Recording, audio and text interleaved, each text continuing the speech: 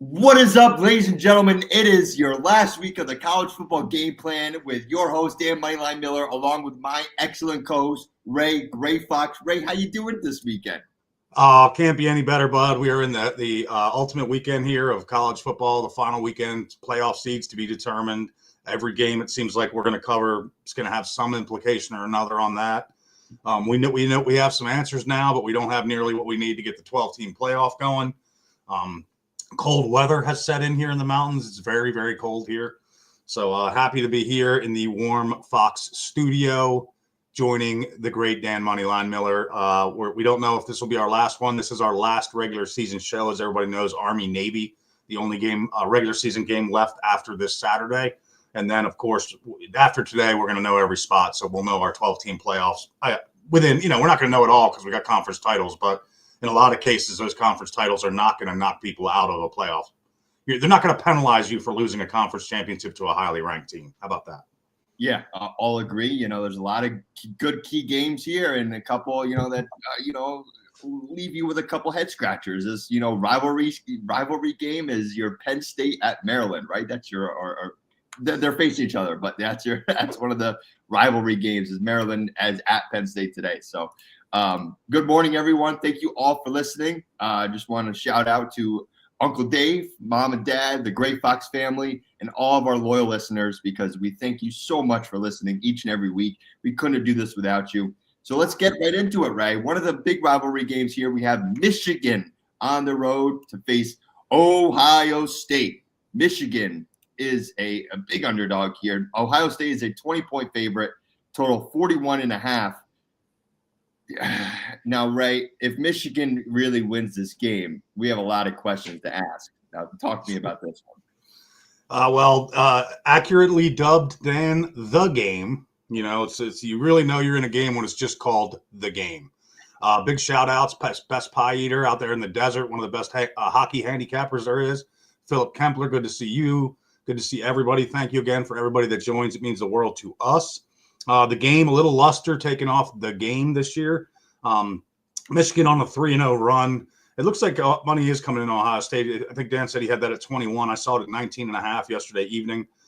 Michigan currently on a 3-0 sign-stealing run, the first of such since 95 through 97. Since they've been unable to grab those signs, it'll be interesting to see how today's game works. I don't think when Ohio State lines up, the whole Michigan sideline is going to be doing this. Okay, indicating pass. I don't think we're going to see that today. If we do, the stadium might crumble. Last time here, interestingly enough, Dan, last time here in the Horseshoe, Michigan outrushed Ohio State 242-19 in the second half. Not the game, in the second half. If Michigan comes anywhere close to those totals in this year's game, they'd like to win it. I'll tell you that. You put up that kind of running attack in a second half against a quality opponent, and you're bound to wear them out, and that's what they've done the last two times, or on a 3-game run now. But on the flip side, folks, Ohio State has won 15 of the last 19 in this matchup. So, clearly Ohio State's been on the dominant run. You take away those 3 years that Michigan had, and, you could only imagine you'd be talking about 18 of 19 right now. The luster would be taken off the game. For you total bettors here, this is a pretty strong trend in this annual rivalry game. Over has hit 15 of the last 19, Dan, and it is on a 10-0 run. So, again, coaches change. You've got obviously a coaching change in Michigan. Their former coach Harbaugh is out with the LA Chargers now. But Ryan Day's been involved in a bulk of that, obviously that 10-0 run. He's been at Ohio State for a few years now. This one, to me, Michigan's going to pull every trick they can out of the book. Every play that they haven't run this year that they practiced in July and August, you're going to see it. You're going to see special team shenanigans. You're going to see every offensive gimmick they can come up with, throwbacks, Philly special, whatever they got in their bag, you're going to see it today. For Ohio State, obviously, this is a win and in game for them. That they'll be playing Oregon, it looks like, in the Big Ten championship game. And when we talked earlier pre-show, Indiana, the one team sitting back today, just hoping to watch an Ohio State blowout.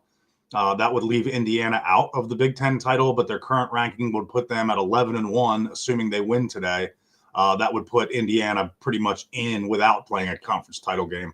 And again, this is what we talked about with some of these scenarios, right? It's It's almost better, who has it better than Indiana and Notre Dame right now? That's what I would ask. Notre Dame doesn't play in a conference, and Indiana won't play in a conference championship. If you want this 12-team thing to get really right, they have to figure that out, right? If that, they don't, I know they don't want to lose the revenue from the conference title games. I get that, and you shouldn't. But if you're going to do that this way, you almost need to crown a regular season champion at the end of the regular season.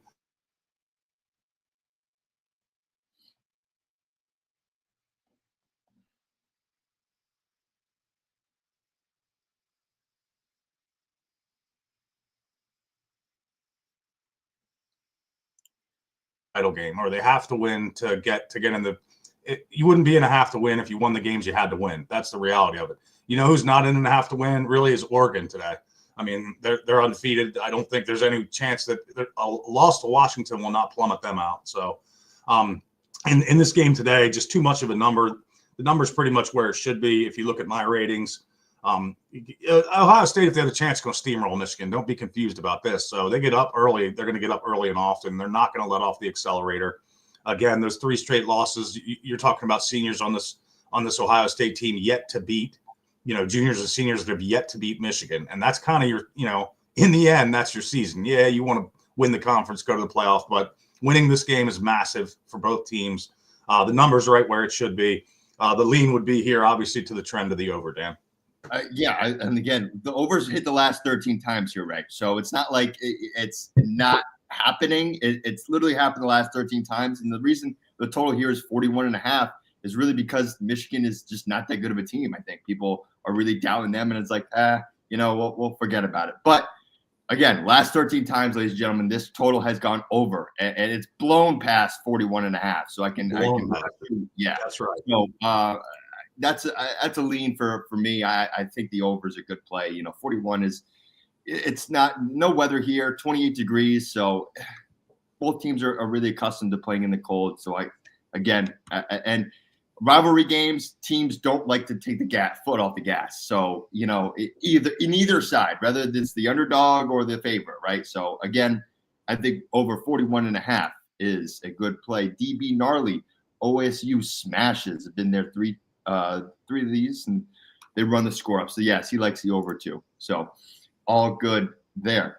So next game we have on the dock is one of the biggest games we have agreed on of this week is South Carolina Gamecocks to face the Clemson Tigers. Clemson, 2.5-point favorites, total 48.5.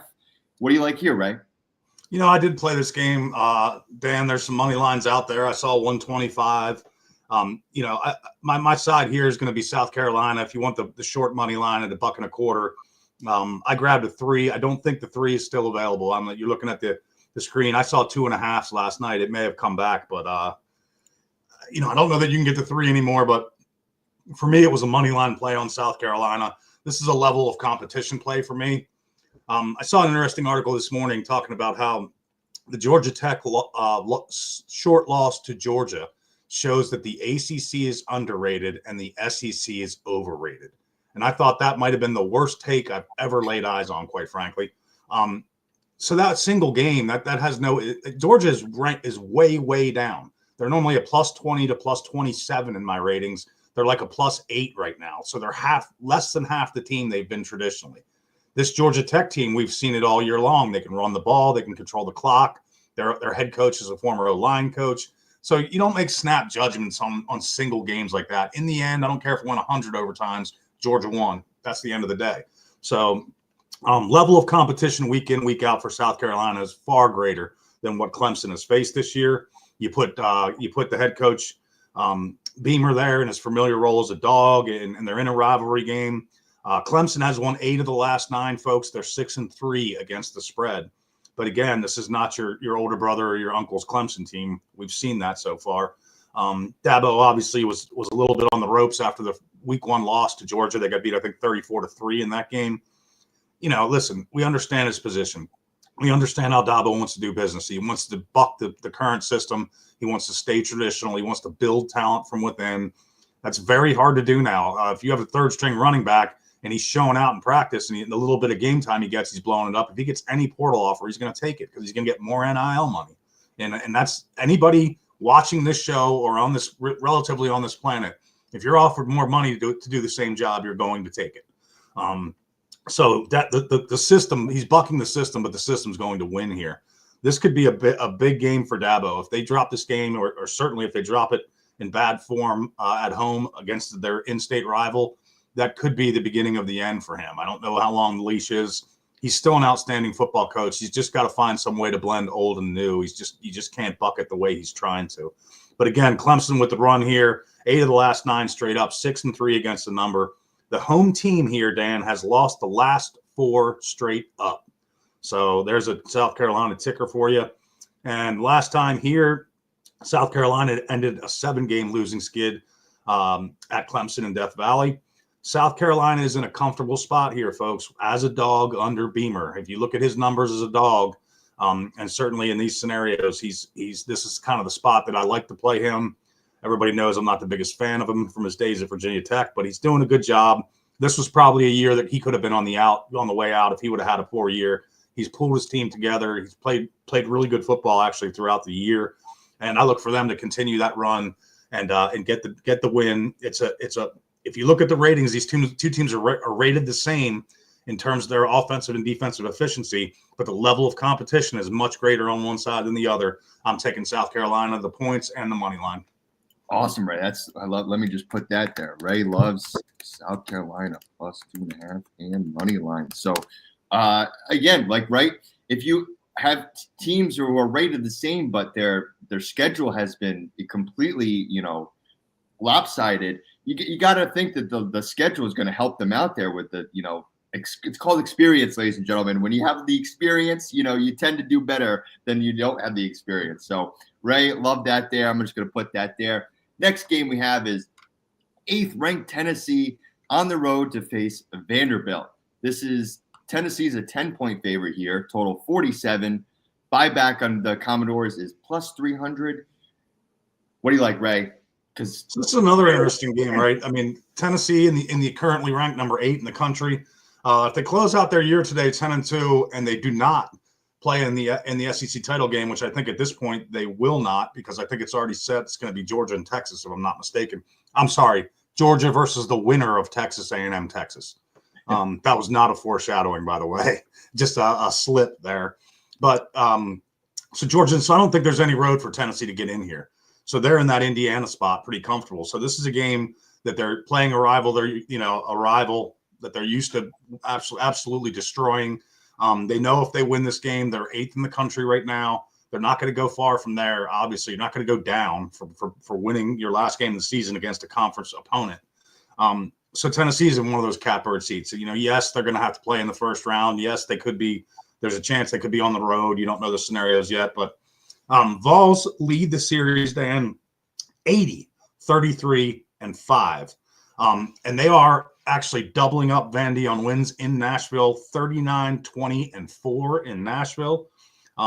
13 of Vandy's 33 wins, this is pretty important, 30% of their 33 wins came before 1930. So if you take those out, this series is way more lopsided. Last time here, Tennessee beat them 56-0. Vanderbilt did go on a 3-game run from 2016 to 2018, but they have lost the last 5 by an average of 29 points per game. Again, this is not the historical Vandy team. It's a better version of it. It's better coached. It's very well coached. They're trying to get their home field a little bit more home field advantage back there in Nashville with some rebuilding. If you watch the game today, you'll see some of the revisions that are being done. I believe the basketball arena is going to hook to the end zone. Bleachers are going to come up and surround it, a very popular stadium design of late.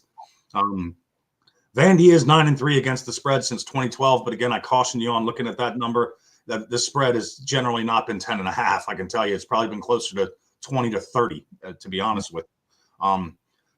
And again, they lost the last 5 by 29 points per game. So that gives you an idea what the average number is in this game. And the Commodores have lost 4 straight on senior day. I guess they don't really care about sending their seniors off because they all got really good degrees from Vandy, and they're going to be making a shit ton of money in the next 5 minutes after they graduate.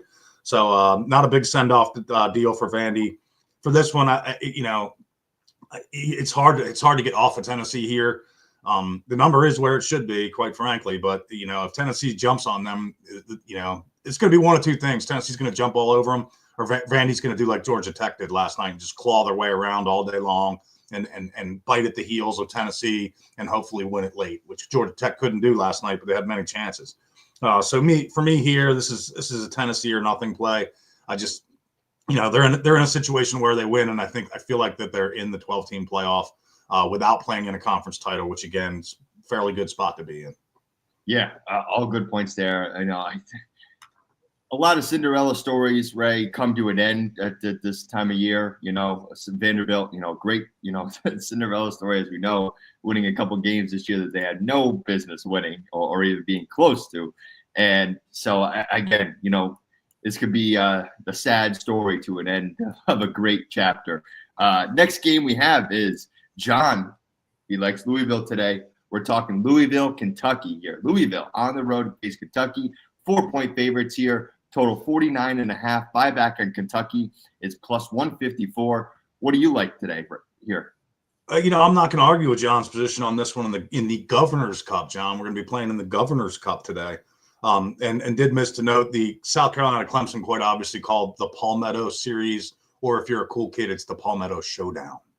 So I want to make sure we give all these games their righteous names. Governor's Cup over is on a 7-2 run there, John, averaging 66 points per game in that 7-2 over run. Louisville went on a 4-0 run from 11 to 17, but has lost the last two to Kentucky. And Kentucky, therefore, is on a 5-0 straight up and against the spread run. Home team is 3-11-1 against the spread, but Kentucky won the last two that they hosted. The reason I will agree with John on this one, I think you're seeing teams that Kentucky's apex was sort of mid-season. They went through a run where they played a couple of really good teams close. They won one. They were just doing things in games we weren't used to seeing them do. They were holding teams down in points, starting to go the other way a little bit. Louisville starting to play their best ball, a little bit late for them, unfortunately. But this is a very good Louisville football team. We'll have to see again. This is an interesting one with conferences where if you want to take a bias or take a stance on the Kentucky defense can stop all those great SEC teams. They're not going to have any trouble with Louisville. I just feel like it's not that same level of Kentucky defense that we saw a little earlier in the season. No play for me here, Dan, but if I were to play it, it would be Louisville or nothing, sir. Yeah, I can't, disagree with you there. I like those. So we have a little parlay here. We're not getting to all those games yet. We'll talk about them.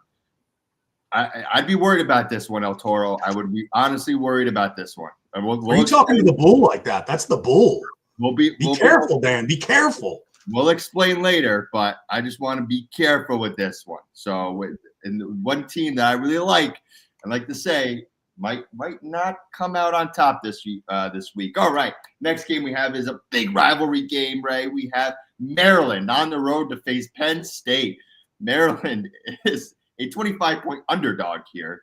That's 25 points, ladies and gentlemen, in a rivalry game. Yeah, not really a rivalry game. It's rivalry week. So, but with all the realignment, we got that going. So total 50 here, 50.5. Buyback on Maryland is 14-1.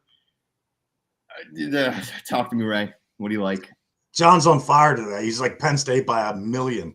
Yep. I think you might have put the wrong first letter there, John. Listen, this is a bad Maryland team. There's no signs of life there. They played their best ball again in the first few weeks of the season. Penn State is also in that Notre Dame enviable spot. They're not going to play a conference championship. They currently sit at 10-1. They're at the 4 spot. So it's a win and in for Penn State. So why even mess around with this game, right? I mean, you're in Happy Valley. You just got to lay the accelerator down early, drop the hammer on Maryland, get them out of there, get your backups in, get everybody healthy. You've got a few weeks to rest. Ideal scenario today for Penn State and what James Franklin does best. And that's generally he beats bad teams and struggles against the good ones in the big matchups. So again, I mean, the number here, I don't think the number is even a factor.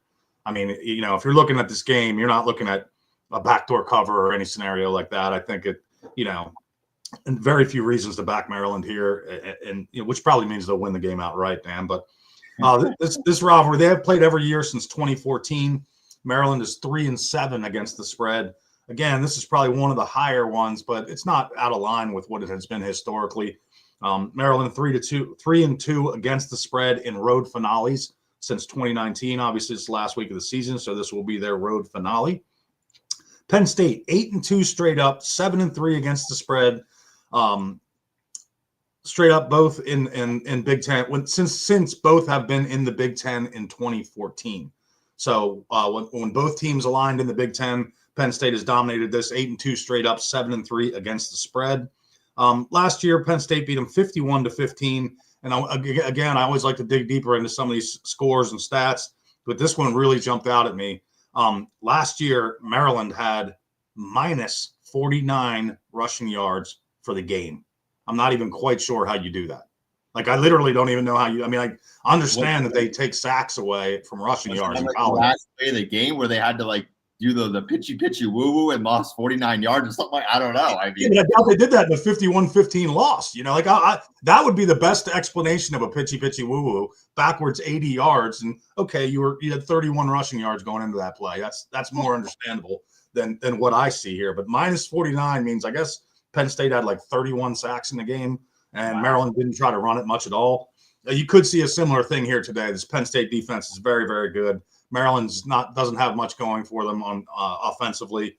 So again, I look for Penn State to just put this team away to bed early, get their backups in, get everybody healthy, and take advantage of the new system where not going to a conference championship game may be your best scenario. Yeah, this is a game where Penn State usually rolls, and again, this number really shouldn't be a big factor here. Thank you, ladies and gentlemen, for listening. All 132 of you right now I see in the top. So this is awesome. We really enjoy your engagement, and keep commenting below because we'll get to your comments. So use code NUKENOVEMBER for a 1-week free trial for NukeTheHouse.com to get all of our plays, including my man Ray's great picks. So make sure you use that code NUKENOVEMBER to get this guy's plays because you're going to need them. So next game we have is Ray. This is one of my best bets, Ray, and I'm kind of baffled right now. The number just moved on me, which and it moved in my favor, actually. Notre Dame on the road to face USC. Notre Dame was a 7.5-point favorite, now 7-point on DraftKings, total 53. How is Notre Dame not going to blow this team out, Ray? Talk to me about this one. Buyback on USC is plus 210. I love it when we're vibing, Dan. I love it when we're vibing.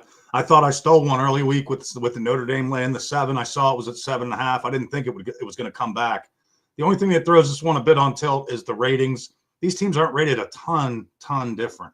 But again, level of competition. Notre Dame's funny, right? Because they're going to get their Army and their Navy games in. They're going to get their they lose to Northern Illinois or something. I think their loss is Northern. Okay, Northern Illinois. So when you factor in those 3 teams in a schedule, it's hard to act like Notre Dame played some kind of tough schedule.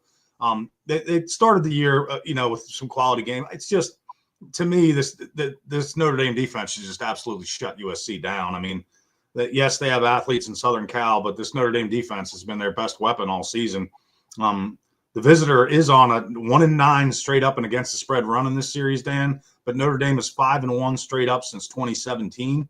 I like that number. USC last win hosting the Irish was in 2022. That win was the only time USC was a favorite in the last 6 years. So, to me, this is just, again, Notre Dame in the enviable spot of not having to play and there's a 6.5. John just spotted on FanDuel. So this game's, and again, folks, this is not going to make me run and hide from a play. Like, you don't know who's betting it.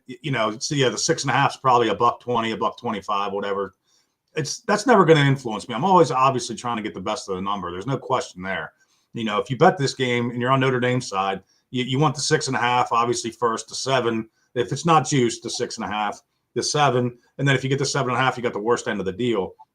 But like, you always have to question here if you're talking about getting the best of the number. If a guy has Notre Dame laying 6.5 and another guy has USC getting 7.5, who got the best number? Who got the best number out of those two? Well, they could technically say they both did. If you like the dog, you've got to get the 7.5 to get the best. If you like ND, you got to get the 6.5. So again, I don't let that influence me when late action comes in. You can look at all the books, a program like, I don't know if Don Best is still even worth it. I know Spank Odds is another one that they have up and running. I haven't investigated that much, but if you have a good program where you can look, BetStamp is a great free option for you folks out there. I highly recommend BetStamp. You can document all of your plays. They keep everything. It's just like betting through a book, except for you're not exchanging money. You're just documenting your bets. But BetStamp will show you every casino in America. So I like BetStamp a lot for that reason. It's a free version of what you used to pay Don Best a fortune for when they were actually good at it. But for me here, I feel like this Notre Dame defense should maybe even score some points against USC today. Again, it scares me because it's not ratings backed, but not all of my plays are going to be ratings backed. Some are situational plays. Sometimes you have to weigh the ratings and the situation. This is a great spot for Notre Dame. I think obviously they're going to get good weather. That's not going to hurt. It's not going to hurt a cold weather team. I think their defense is going to have enough athletes on it to contend this USC offense. I look for Notre Dame to win and cover here today. Right. I'm loving it. I've been diving into a lot of alt spreads, Ray, just believing, some of these lines are just really off now, this late in the season. People are buying into wrong theories and stuff. Like, for example, yesterday with the Raiders playing the Chiefs, I was like, this Raiders team's pretty scrappy. I bought it down to 7.5 plus 130, and look at what happened there. So, I'm taking my 3 plays on this game is Notre Dame minus 6.5 at minus 122, minus 7, minus 115, and I'm doing the alt spread at minus 10 at plus 113, Ray. I think Notre Dame gets this game covered, and they blow by them. I think it's double digits or nothing. So let's take a stab here with Nuke the House. 3 plays for Moneyline Miller. Those are locking in for me. Next game, we have Miami. Another game, Ray, where they covered the full game, but they didn't cover the first half. Now, Miami is 11-point favorite here, total 67.5 at Syracuse. Talk to me about this one, because I like Syracuse first half again. Why buck what's winning? Again, I always tell people, don't ever sit there and say, well, this team's lost two straight. They can't lose 3 straight. Well, why can't they? They just lost 2 straight, actually. So they're probably more likely that you got to lose 2 straight to lose 3 straight. So people always get that stuff in their minds. I encourage you to always ride the streak, because why do I say that? You can only lose 1 unit. If you're betting on a team, they lose, you're off of them, you lost a unit. If you bet on them like Dan's doing with Miami here, you win 1, you win 2, you win 3. Now you lose 1, you're still 3-1. You picked up 2 units. And that's a far better way to go than to say this will be the time that Miami blows somebody out in the first half. Why? Why are they going to do something different than they've done up to this point? It's a strong trend now for Miami. It's very strong. It's something Cristobal has to look at when you get into these, one and done scenarios that they could be in here shortly. So I think that's just, and I believe this is a win and in, if I'm not mistaken, for Miami, right? They win, they're in the ACC title game against SMU, which is going to be a very tough ball game. You start slow against SMU, there might not be enough grass to come back.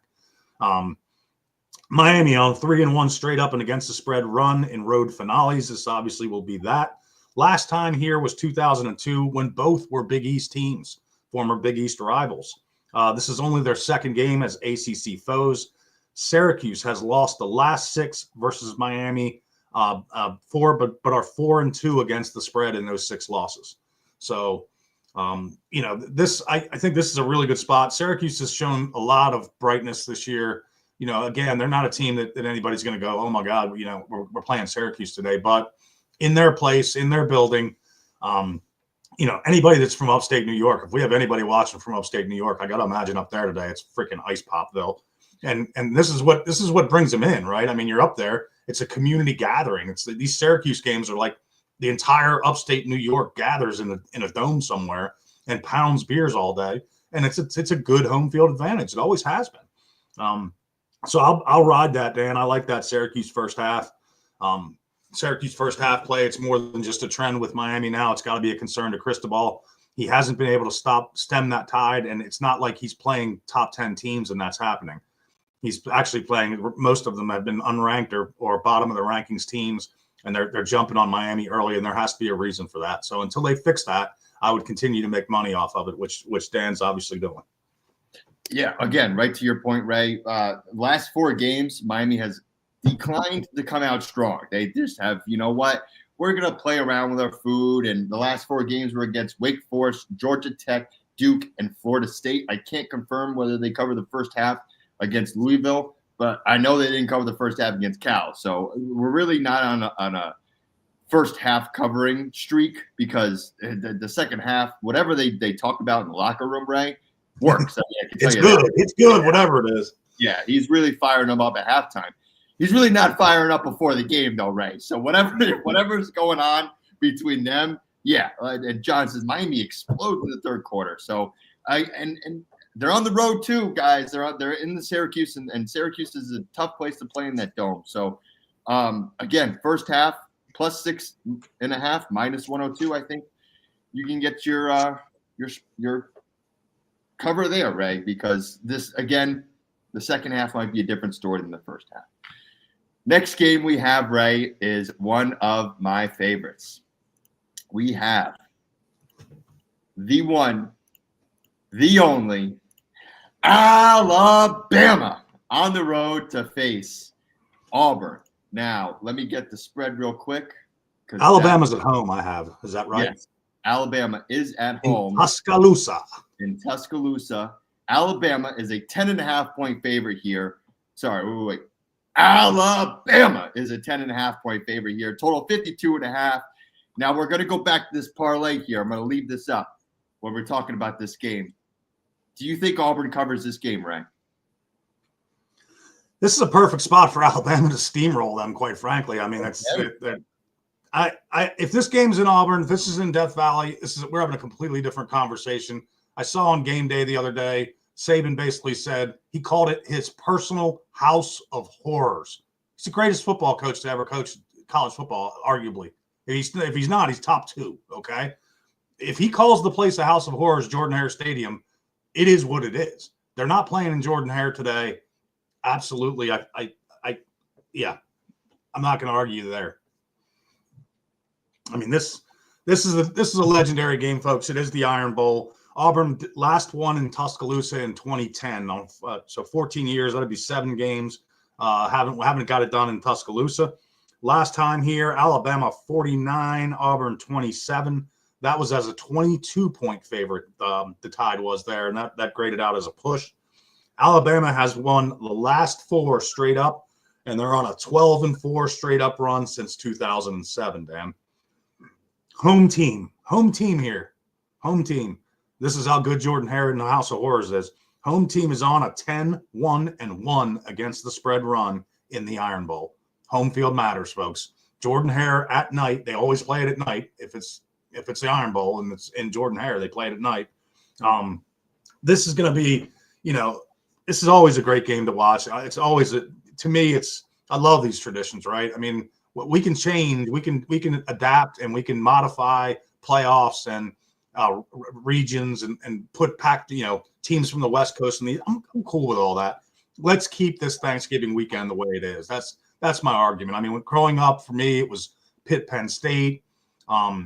You'd get Virginia Tech, which you still have, but you get these regional tight in-state rivalries: South Carolina, Clemson, Mississippi State, Texas A&M.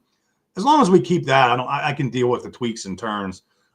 But for me, this is an ideal scenario, get right spot for Alabama, and I'm sure their head coach is probably preaching. I wouldn't give up on the playoff yet. A 3-loss Alabama team, you never know how these, this thing is still going to come down to where a committee decides to place a team.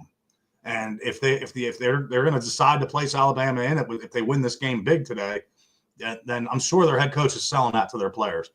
This is not a game they want to go out and obviously lose or limp through. If they lose this game, it's obviously there's a lot of heat on the Alabama brass for the selection of their head coach who came over from Washington. This is just a big one. I feel like if they win this game, it's kind of call it a season saver, but it could even edge them into the playoffs. I mean, oddly enough, I don't expect it to happen, but I'm pretty sure that coach is selling it to the 18 to 22 year olds that it could.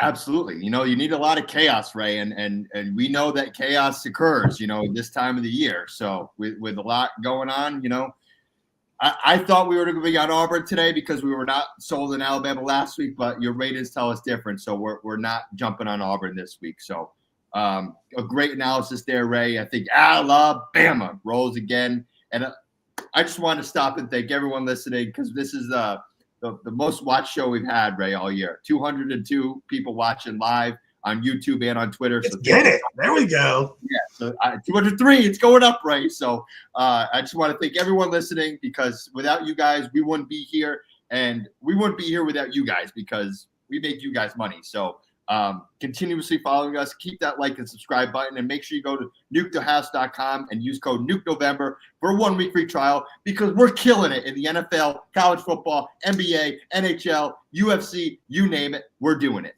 So, Ray, next game we have here is Arizona State at Arizona. Arizona State is a 7.5-point favorite here, total 54. Buyback on Arizona. The Wildcats is plus 225.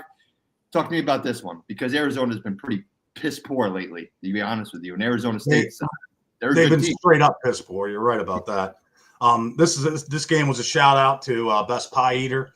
Obviously, Marquise, we know that you're going to say that U is going to dominate every single week, and every single week Dan wins his first half bet, and you scrape by in the second half with your 17 touchdowns and your Heisman quarterback, Heisman candidate Cam Ward quarterback that only likes to play in the second half. But we know you're going to say that, Marquise. Don't worry, the food's going to be good, buddy. The Territorial Cup for Best Pie Eater out there. He probably didn't even know that. He's so young. This one's called the Territorial Cup. Total bettors. Over is on a 9-2-1 run, averaging 74 points per game. So obviously, I have no interest in this side here. But if I had to play anything, it would certainly be on that 74 point per game average total. Arizona State has dropped the last two after going on a 9-3 straight up run. This is the 98th meeting. This is a legit rivalry game. 98th meeting of the Territorial Cup. Arizona leads it right now, 51-45-1. Last time here, Arizona 59, Arizona State 23. Arizona was a 12.5-point favorite. This Arizona team just sort of shined in very early in the season, and then the fade has been pronounced. I mean, it's just been downhill ever since they apexed, I think, like I said, in about week 4 or 5. Again, I don't know enough about this Arizona State team to feel like they're going to come out and steamroll them in a rivalry game on the road. But for me, it'd be an overplay here or nothing for me, Dan. Yeah, again, all great points there, Ray. I don't have a great lean on the game either, but I just wanted to quickly shift focus to a game that we don't have on the schedule here, Ray. It's the Indiana. What do we like? Because we do have a comment. I'm trying to look quickly. Here we go. Philip likes Indiana team total over 42.5. Philip, I really cannot argue with you here because I don't think Purdue stops them. And Indiana needs to make a statement, and they don't need to win by 42.5 points. But I think whenever you're given the chance to do this, I think this is a great play because Indiana, they need that little extra, I'm not saying motivation, but they need that extra piece on their resume, Ray, to ink them into the college football playoff. What do you think about that? This is an Indiana offense that's averaging over 430 yards a game. The Indiana defense has been stout all year. Again, they faced the softer end of the Big Ten Conference. I think that's a nice way to attack a game, folks. Sometimes you get these big numbers and these, right? This is a rivalry game. Don't be confused. It actually is a rivalry game. This Purdue team is bad. They haven't stopped anybody. This Indiana offense, obviously, they need a little get what we call a get well spot here. Their goal, obviously, is to host that first round game, okay, and take on a Southern team that has to come up to Bloomington, freezing cold temperatures. That's going to absolutely affect the number, can affect the outcome of the game. So I think to Dan's point, this is one where Indiana's, if they're up 42-0 in the first half, would it shock anybody? I mean, they could get you the majority of that team total is what I'm saying in the first half if they come out with their minds right. And they know that they're in the ideal. I mean, if Ohio State wins, which I didn't look at the start time of this Indiana game, but I know Ohio State's a noon game. If Ohio State wins, then they know their scenario. They're not going to the Big Ten. They're locked into whatever seed they are. They just need to steamroll Purdue, get the best available first round spot where they can host. And, I could see that. That's the only way I would probably attack that game, honestly, is to take that. You hate to see the hook on that 42 because that certainly could matter in a game like this. But I could see Indiana scoring as many as they want today. Yeah, I agree with you there, Ray. I think that's a good play there and good find. So next game we have is another rivalry game, which one of the teams this team has been a complete disaster this whole year, and that's the Florida State Seminoles. Florida on the road to face Florida State here. Florida is a 16.5-point favorite, Ray. Total 45.5. Buyback on the Seminoles is plus 525. Yeah. I don't think Florida State covers. What do you think? This is another one that's we've made some money this year on Florida in the swamp. I'd have to look. I have it all charted. I don't have my book open right now, but I can't imagine Florida's been a double-digit favorite with the schedule that they've had. They've had arguably the toughest schedule in the nation this year. I can't imagine they've been a double-digit favorite against anyone. These games are brutal, man. If you're my age, you remember you never missed this game. This was a game a lot of times, like Bobby Bowden always said, he'd like to play Miami or Florida in the first week or two because you can still make the playoff. I'm talking about when it was a 2-team playoff. You could make the championship game losing in the first few weeks. You can't make it losing in the last. Like if this game being played now in the final week of the season, if these two teams were both 10-1 or 9-2, whatever, that loss you don't have time to correct from. That was Bowden's theory, was always to play those big rivals, in-state rivals, whether they were conference foes or not, to play them early, get it over with. If you got the win, it could set the momentum for the season. If you lost a close one, you would get kicked in the ratings, but then the rest of the season, all you would do is climb. So this one, no implications, obviously. I can't wrap my mind around this Florida State free fall. It's really been on the defensive side of the ball, quite frankly. They can't stop the run in any form or fashion. And this Florida team can do that. Sunshine Showdown for you folks today. That's the official title, or Sunshine State Showdown. It did start in 1958. I think that would be a little after Burt Reynolds was at Florida State. Just doing the math in my head real quick, I'm pretty sure he's older than 80. And they've every year since. The only year they didn't play this game since 1958 was the COVID year. Florida leads the series 37-28-2. And for those of you that kind of little younger set, so Florida State had the Bobby Bowden run, but Florida actually had two different runs there where they had Urban Meyer and they had the Swamp Fox, the guy that went to South Carolina, the coach, ball coach Spurrier. So they had Spurrier and Meyer at Florida. So that's probably why they have that edge in that series. Obviously, Bowden was in place at Florida State for both of those head coaches for Florida. FSU is on a 7-3 straight up run since 2013, and FSU has won the last two. So again, when you get these teams that are dominating a rivalry game and they have an off year like an FSU is having, I think that's what the odds maker sort of sees here, is that Florida trying to get a little revenge, trying to get both of those last two losses back in one fell swoop today. I'm a little nervous about laying almost 17 points, 3 scores with a Florida team, but they have been playing good ball. Billy Napier is no longer on the hot seat. I mean, in weeks 3 through 6 or 7, they wanted to burn this guy at the stake on the national media. I mean, he was like the softest target out there. And I'm like, I don't think y'all realize, like, he would listen to what DJ Lagway is saying. That was my point in that whole fire Napier. Listen to what the number one seeded, top-ranked quarterback recruit in the country who came to Florida over everywhere else he could have gone. Why? And they asked him 100 times. He did it because of Napier. So you fire Napier, you lose him. He's gone on his heels. And God forbid Napier gets another job in the country, because then he totes him right with him. Mm-hmm. So thankfully for Florida fans, their stupidity has not gotten in the way of having a good football coach. Napier will live to see another season in Florida, and obviously his stock will go up a little with a big win over Florida State today, Dan. Yes, and I really can't disagree with anyone wanting to pack Florida. And again, to Ray's point, it's a big spread. Florida hasn't been this double-digit favorite all of the season, so this is a role that they're unfamiliar with. However, this might be the game that they cover, because Florida State's really not that good, and expectations have fallen flat on their faces. So next game we have here, Ray, is two teams that I've had trouble betting this whole season. So I'm just not going to bet it. You can lay off of it, ladies and gentlemen. This is Washington Huskies on the road to face the Oregon Ducks. Oregon is an 18-point favorite here, total 51. Buyback on Washington Huskies is plus 675. What do you like here?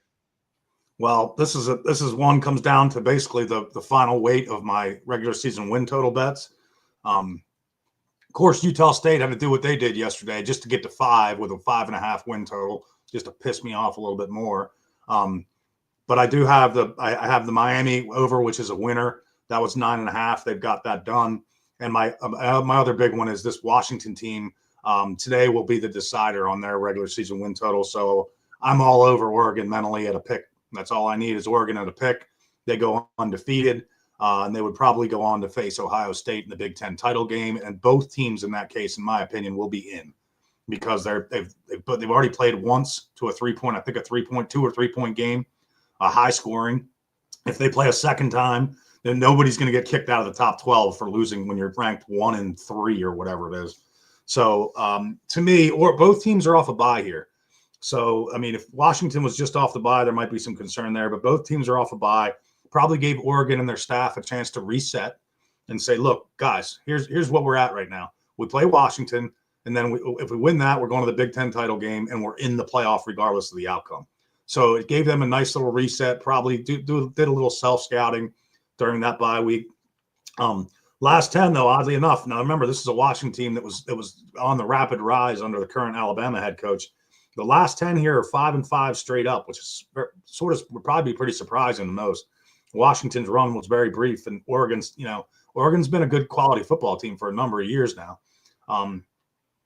Yes, I agree, John. That rematch on a neutral is be absolutely phenomenal. One of the games of the year, already was a game of the year, and it'll fire right back with another game of the year. I think these two teams are very evenly matched. I just hope that Oregon can gear it up and get it done today against Washington. That's a pretty big bet for me. It's gonna make my regular season win total bets a really nice winner. Last time here was 2022. Washington scored twice in the last 3 minutes and 7 seconds, and they ended Oregon's 25-game home win streak. So don't think Oregon forgot that. That was only in 2022. So you've got plenty of players left that were, I was part of a streak ender at one time at 25 games, and there's no deeper sinking feeling than being the team, the class, the group of guys, you and your teammates that gave up that win streak. Oregon has players on this team that remember that they scored twice again in the last 3 minutes to beat Oregon. That's in a lot of players' minds today at Oregon, and I'm sure they were reminded of that, and maybe even watched a little film of that during that bye week. Oregon was on a 15-2 straight up and against the spread run. A different Washington team. They obviously went on to the national title game last year. And last year, the Ducks lost to UW twice. Twice they lost. That's how good that Washington team was against the West Coast teams. They lost to them in the regular season, and they lost to them again in the conference title game. This game will be for bowling, I believe, for Washington. So there is something on the line for the Huskies. I just look for Oregon. It's a very strong Oregon football team. They have been tested. If you look at it, they played two teams that almost are a shorty to make the college football playoff, and that's Oregon and Boise at this point. Again, things can happen. I'm not going to sit here and be Nostradamus because you just never know. But it looks to be this Oregon team has played some before. Traditionally, as a Pac-12 team, they didn't normally do that. They wouldn't have played two teams that are going to a playoff. So I think Oregon's played a tough enough schedule. They got the bye week to get ready for them. Washington will throw the kitchen sink at them. But I think the talent disparity here, and especially the experience, that's why I bet this under on this Washington regular season win total. They had so many guys go in the draft. I mean, their offensive line was devastated by the draft. So you've got a lot of guys in an unfamiliar situation here. It's going to be a raucous environment in Eugene tonight. Big number. I need Oregon in a pick. I'm not going to do anything with the game. Obviously, I get it. I could play the Washington money line. I could buy back my initial investment on the regular season win. I'm not one to do that. I think I'm in a good position to win that bet, so I'm going to finish it out. Now, Ray, do you think Washington is one of the schools that probably lost like the most from last year? Oh, at least and Florida State certainly, but Washington's worn it better. Yeah. So I again, when people talk about recency stuff, well, it's recent, but they did lose a lot of their players that they had recently. So a lot of that stuff sometimes isn't applicable here. Next game we have is Texas on the road to face Texas A&M, a rivalry game. Ray, this number has been moving to the underdog side, to the home team side, to Texas A&M Aggies. So now it was a 5.5 point spread, went down to 5. Now sitting at 4.5 at DraftKings, minus 112 though. 4.5 if you like the Texas Longhorns. Total 48.5. Buyback on the Aggies is plus 164. Talk to me about this one, Ray. Who do you like? This is an upset alert.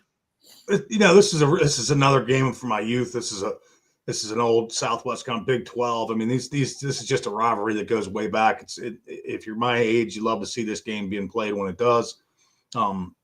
So they were separated with conference realignments.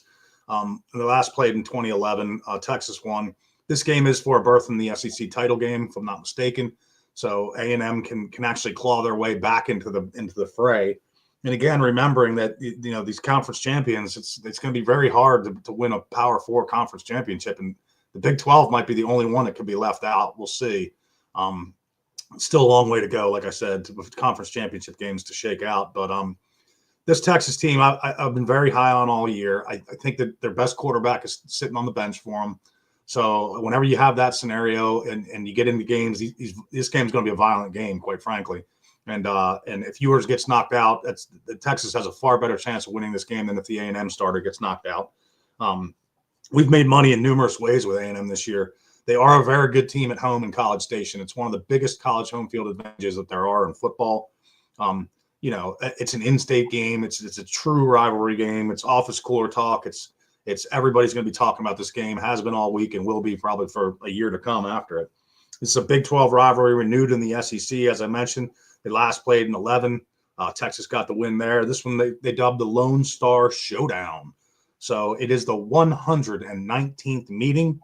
Texas is 76-37-5 in the series. So Texas has dominated, doubling up the Aggies here going into this year's contest. A&M has won 9 straight senior days. They apparently – see, that's not like Vandy. They're Vandy guys. They're just going on to get an MBA or whatever. They're just going to make $1 million to some broker's firm in frickin' Manhattan. These Aggie guys, like, what are they doing? Like, you going to work on the farm, dude? I mean, you're either going to work on the farm or you're going to the military. I don't know what you're doing. We're going to let you out in style, bro, because you ain't got good things coming like them Vandy guys do. So A&M honors their seniors. This would be 10 straight if they pulled it off today, the upset, short upset. And this game is a spot for a spot in the SEC title game. So, I felt like I've been high on this Texas team all year. I thought they were a team worth a sprinkle at a couple different points in the season to win it all. I still think they can win it all. I honestly think Oregon and Texas are probably the top two in my eyes. I mean, my ratings say they are. And Texas has certainly played a schedule worthy of it. So, for me, this line movement is kind of confusing, but I do get it with A&M being at home, and that's just a massive 12th man advantage there in College Station. So it's a pass for me, but a must see. It's must see TV, folks. If you're a fan of college football, you've got to be tuned in for this. Now we don't have a pregame angle, Ray. Now, just listen to your expert analysis. What if the books don't adjust if Ewers goes out right away? Right, Ewers gets knocked out. And the adjusted lines are thinking, a backup quarterback's coming in, but not a lot of, maybe some, I could be wrong here. Some books might not have the backup quarterback rated better than yours. So you might get a better line when the quarterback, if this happens, right? So that's just a live betting angle that you might want to take advantage of. Sometimes books, think of backup quarterbacks coming in, and that's not going to help the team. Rather, this is the one case or not one case, but in some cases that the backup quarterback's better than the starting quarterback. So, Ray, that's a live betting angle I think you might exploit if that, if the stars align, is what we like to say. So, again, 251 viewers, Ray. This is the biggest show of the year. We really appreciate every single one of you here. Thank you. Like, subscribe, comment on YouTube, on Twitter. Follow us on Twitter at Moneyline Miller, at Ray Greyfox. And make sure you go to nukethehouse.com. Use code NUKENOVEMBER for a 1-week free trial, because we're one of the best in the business, ladies and gentlemen. I'm not going to beat around the bush and say otherwise. So please make sure you like and subscribe, because we love you guys. So next game we have here is Kansas State on the road to face Iowa State. Now, Ray, talk to me about this one, because Kansas State, they're okay. They've proven to be a good team here and there, but they haven't really wowed you. And then this Iowa State team, they've been pretty chippy, this season. So let me get the line really quick. This is Iowa State is a 1.5-point favorite here. Total 51.5. Buyback on Kansas State is -102. So you're not really getting much here, right? What do you think here? My ratings show Iowa State more of a field goal favorite on neutral. So if I went anywhere with this game, it would have to be with Iowa State in the home field. Kansas State did go on a 10 straight game run from 08 to 17. However, Kansas State has lost 4 of the last 6. It's a rivalry game, Dan, so it has to have a name. This one, probably one of my favorites, Farmageddon. This game is called Farmageddon. Last time here was 2022. Kansas State won that ball game 10-9. And if you want to downplay that Farmageddon name, Dan, it is the 108th meeting between Kansas State Wildcats and Iowa State. Iowa State's on a 4-0 against the spread run in the last 4. I feel like this is a little bit of a soft number. I did not bet this game. We'll see as we get closer to the game. I'll be looking at some line movements after we get off the air. But this could be one I'd pull the trigger on with Iowa State. Again, I have them about a 3-point favorite on a neutral. This game's not being played on a neutral. It's being played at Iowa State. So a lean for now on Iowa State, laying a short number.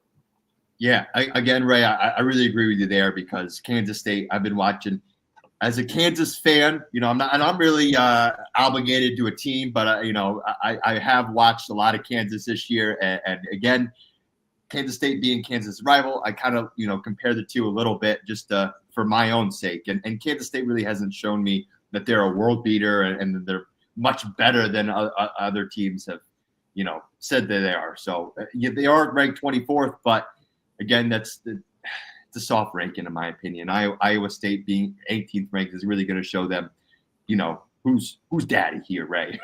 So last game we have here is a big game for BYU, as this is a must-win game for them to keep their college football playoffs alive if they want to make it in. Houston on the road to face BYU. BYU is 11.5-point favorite here, total 40.5. I think BYU steamrolls them here, Ray. What do you think? That one's coming down. I had it at 13 yesterday. I think I was pulling my numbers off of DraftKings here in Virginia. So this Big 12 is like as goofy as can be. That's probably the reason that you could literally see a scenario where they may not have a team make the playoff. It's because it's the 4 highest rated. So if Boise wins their conference, and I don't know what to do with this. But Colorado, Arizona State, BYU, and Iowa State, all 4 are ranked going into this week. Colorado 25th, Arizona State 16th, BYU 19th, and Iowa State 18th. Could one of those teams, you would think, looking at it, Arizona State would have obviously the inside line with the highest ranking of all 4 of those teams. But I mean, there's so much that they play Arizona. We just covered the Iowa State. They're playing, those are Iowa State has the toughest game of the day. Arizona State, BYU are both bigger favorites. Colorado finished it out yesterday. They're 9-3. I don't want to jinx you, but if you don't win the Heisman bet, I'd burn the house down. That's criminal. And here's the thing, though. The only thing that can grab you at this point, if Colorado just played their last game and Boise State goes on and plays a conference title and a playoff game, and Genty runs for 200 each and he goes for 2,600 yards, there's going to be an argument there, but I don't think there's any question that you should win that bet. But this Big 12 is so cockeyed, and I don't get into the 700 scenario tiebreakers. I don't even, I know how they're listed currently. I don't think ESPN even knows what the tiebreakers are sometimes. Houston's 0-3 all time versus BYU. Since 2015, Houston is 2-6-1 against the spread in road finales. This will be their road finale, obviously. They last met in 2020, Dan. BYU trailed by 6 at the half, but won 43-26 as a 5-point fave. So BYU came back and barnstormed in the second half last time they met in 2020. Honestly, the game that should be played today, if you're a BYU guy, in my opinion, is they should be playing the Holy War against Utah. That's the rivalry game. Again, why are we playing Houston? Work that out somehow. I get it. Work it out. But, I mean, why is it playing Maryland, right? I mean, they're still conference rivals. I mean, BYU and Utah are in the same conference. So what are we doing here? I mean, make the Holy War this to be played this week. That's a great football game. I think it was played like 3 or 4 weeks ago. This one, I don't understand the money coming in on Houston. This Houston team, I was just looking at their numbers. It's just they average under 300 yards a game on offense. They do play good defense, this Houston team, but they're still a little over 300 yards giving up. What are you seeing in Houston that makes you think they can go on the road to Provo and play with this BYU team? I don't really, again, some things you just don't understand. This is a 4-7 Houston team, 3-5 in conference, playing one of the top teams in the conference. Tough place to play, big fan base there at BYU. This would be BYU or nothing for me. I can't see the Houston angle here. What's driving the number down?